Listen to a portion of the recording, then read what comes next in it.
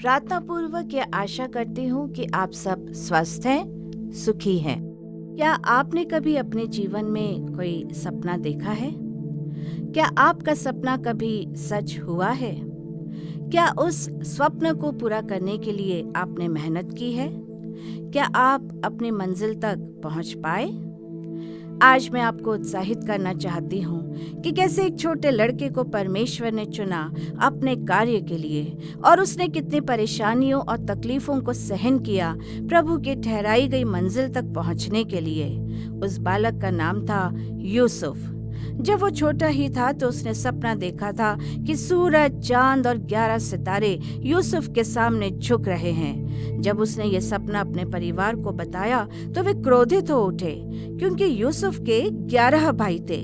तो सपने का अर्थ था कि सूरज, चांद यानी कि माता पिता और 11 तारे माने कि यूसुफ के 11 भाई उसके सामने दंडवत कर रहे थे। उसके भाई लोग उससे जलन करने लगे और मौका ढूंढने लगे कि कैसे उसे नीचा दिखाएं। एक दिन जब यूसुफ के 10 बड़े भाई मैदान में भेड़ बकरी चरा रहे थे तो उनके खुराफाती दिमाग काम करने लगे। उन्होंने निश्चय किया कि यूसुफ को मार डालते हैं और एक गड्ढे में उसे डाल देंगे और पिता से झूठ कह देंगे कि जंगली पशुओं ने उसे फाड़ दिया। परंतु सबसे बड़ा भाई रूबेन यूसुफ को बचाना चाहता था, इसलिए उसने कहा कि उसे मार डालने के बजाय किसी सूखे गड्ढे में छोड़ देते हैं। जब यूसुफ मैदान में अपने भाइयों से मिलने के लिए आया तो भाइयों ने देखा कि उसने एक बड़ा प्यारा सा रंग बिरंगा कोट पहना हुआ था जो उसके पिता ने उसके लिए बड़े ही प्रेम से बनवाया था। तो उन लोगों ने उसके कोट को उतार दिया और बेचारे यूसुफ को एक सूखे गड्ढे में डाल दिया। यूसुफ को तो कुछ समझ ही नहीं आ रहा था कि उसके भाई उसके साथ ऐसा व्यवहार क्यों कर रहे हैं। कुछ समय के बाद भाइयों ने देखा कि कुछ व्यापारी मिस्र देश की ओर जा रहे थे। तो जो एक बड़ा भाई था यहूदा नाम का, यूसुफ को बचाने के लिए कहने लगा कि क्यों ना हम यूसुफ को इन व्यापारियों के हाथ बेच दें। सारे भाइयों ने उसकी बात मान ली और 20 चांदी के सिक्कों में उन व्यापारियों के हाथ अपने ही भाई यूसुफ को बेच दिया। तब भाइयों ने एक बकरे को मारकर उसके खून में यूसुफ का रंग बिरंगा कोट भिगो दिया और घर लौटकर अपने पिता से झूठ कहा कि कोई जंगली पशु ने यूसुफ को फाड़ खा लिया। पिताजी तो एकदम टूट गए और बहुत दिनों तक अपने प्यारे बेटे के लिए विलाप करते रहे। इधर यूसुफ, जो इतने दिनों से अपने पिता के घर में बहुत ही लाड़ प्यार से पल रहा था, अचानक उसका जीवन 2 पल में ही भयानक सा हो गया। वो अब एक गुलाम था। मिस्री व्यापारियों ने उसे मिस्र के ही एक बड़े अधिकारी को बेच दिया था। वो एक गुलाम की जिंदगी को जी रहा था, परंतु उसके अच्छे स्वभाव के कारण तथा काम में निपुणता की वजह से यूसुफ ने अधिकारी के हृदय में अपनी जगह बना ली।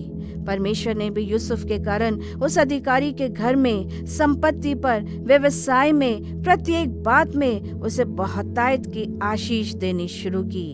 तब उस अधिकारी ने, जिसका नाम पोतीपर था, उसने यूसुफ को अपने घर की, संपत्ति की हर एक बात की जिम्मेदारी सौंप दी। काफी समय तक सब कुछ अच्छा चलता रहा, परंतु उस अधिकारी की जो पत्नी थी उसने यूसुफ को अपनी बातों में फंसाना चाहा। वह उसे अपनी ओर आकर्षित करना चाहती थी, बल्कि वह स्त्री यूसुफ के साथ शारीरिक संबंध बनाने के लिए उस पर हावी होने लगी। जवान यूसुफ को ये सारी बातें पसंद नहीं आई, क्योंकि वो परमेश्वर का भय मानता था और उसने अपने मालिक की पत्नी को साफ मना कर दिया। अधिकारी की पत्नी ने काफी दिनों तक प्रयत्न किया यूसुफ को अपने जाल में फंसाने के लिए, परंतु यूसुफ परमेश्वर का भय मानता रहा और ये पाप करने से साफ मना करता रहा। तब उस पोतीपर की पत्नी ने यूसुफ पर झूठा इल्जाम लगाया कि वह उसके साथ गलत काम करना चाहता था। क्रोध में आकर पोतीपर ने यूसुफ को जेल में डाल दिया। यूसुफ ने उन्हें समझाने का बहुत यत्न किया, परंतु किसी ने उसकी कोई बात नहीं मानी। यूसुफ बहुत साल तक उस जेल में पड़ा रहा, परंतु वहां भी अपने अच्छे स्वभाव और परमेश्वर के अनुग्रह के कारण जेल के दारोगा ने उस पर भी बड़ी बड़ी जिम्मेदारियां सौंपी। एक दिन जेल में बंद राजा के 2 सेवकों ने एक ही रात में स्वप्न देखे, परंतु दोनों को अपने स्वप्न का अर्थ समझ ही नहीं आ रहा था। तब परमेश्वर की अगुवाई में यूसुफ ने उन्हें स्वप्न का अर्थ बताया और उनसे कहा कि जेल से छूटने के बाद वो यूसुफ की सुधि लें। परंतु इस घटना के कई साल बाद भी यूसुफ जेल में ही पड़ा रहा। एक दिन मिस्र देश में फिरौन ने एक स्वप्न देखा जिसका अर्थ बताने वाला कोई न मिला।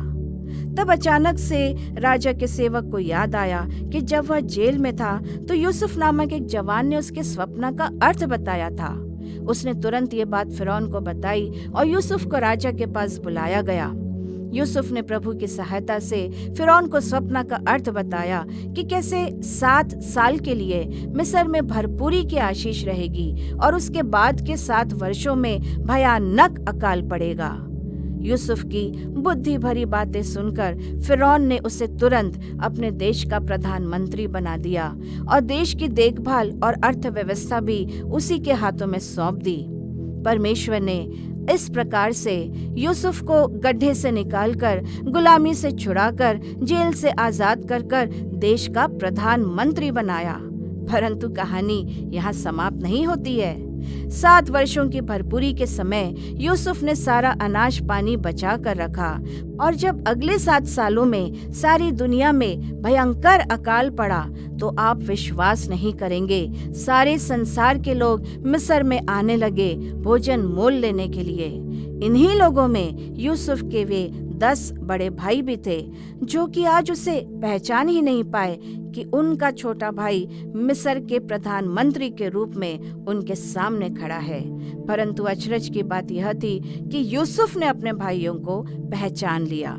वो चाहता तो उनसे बदला लेने का बहुत अच्छा मौका था उसके पास, परंतु जानते हैं आप, उसने अद्भुत प्रेम दिखाते हुए अपने भाइयों को क्षमा कर दिया और केवल इतना ही नहीं, उन्हें अपने राजसी मेज पर बैठाकर राजाओं का भोजन भी कराया और फिर अपने पिताजी समेत सभी को, परिवार को लेकर के मिस्र देश में बुलवाकर वहीं उनकी देखभाल करने लगा। आज मैं आपको उत्साहित करना चाहती हूँ कि यदि आप अपने आप को उस बालक यूसुफ की जगह देख रहे हैं, यदि आपको अपने ही घर के लोग सताते हैं, यदि आपका जीवन निराशा से भरा हुआ है, तो ढाढ़स बांधिए, एक अच्छा और सच्चा जीवन जीते चले जाइए। हर प्रकार के पाप और गलत कार्यों से दूर भागिए। सबसे बड़ी बात, जो आपको सताते हैं उनके लिए प्रार्थना करिए, उनको क्षमा करिए और फिर देखिए कैसे परमेश्वर आपके जीवन को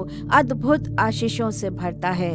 जब वो यूसुफ को गड्ढे से निकालकर देश का प्रधानमंत्री बना सकता है, तो वह आपके जीवन में भी आपको बड़े स्थानों पर अवश्य ले जाएगा।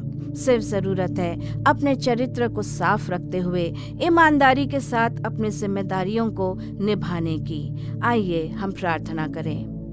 प्यारे पिता परमेश्वर, प्रत्येक भाई बहन, बच्चे, बुजुर्गों की सहायता करिए कि एक सच्चा और अच्छा जीवन हम सब जी सकें। प्रत्येक की तकलीफों को दूर करके उन्हें ऊंचे स्थान पर ले चलिए। प्रभु यीशु के नाम में, आमीन।